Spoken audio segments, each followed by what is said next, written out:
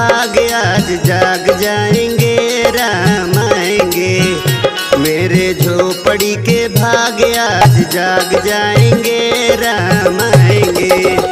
राम आएंगे आएंगे राम आएंगे, राम आएंगे आएंगे राम आएंगे। गली गली हम फूलों से सजाएंगे, राम आएंगे।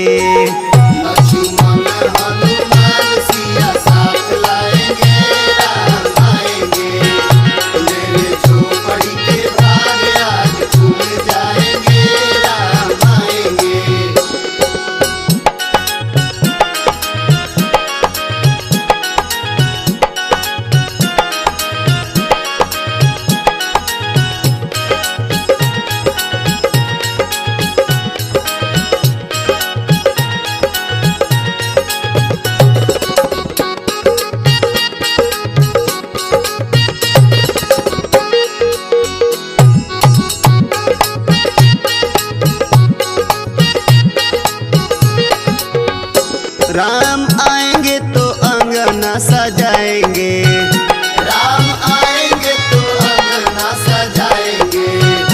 दीप जला के दिवाली मनाएंगे, दीप जला के दिवाली मनाएंगे। मेरे जन्मों के पाप सारे मिट जाएंगे, राम आएंगे। लक्ष्मण हनुमान सिया साथ लाएंगे, राम आएंगे।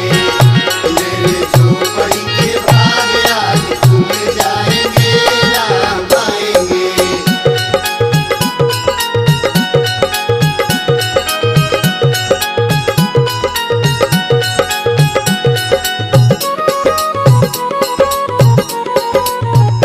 राम झूलेंगे तो पाला न लगाएंगे, राम झूलेंगे तो पाला लगाएंगे।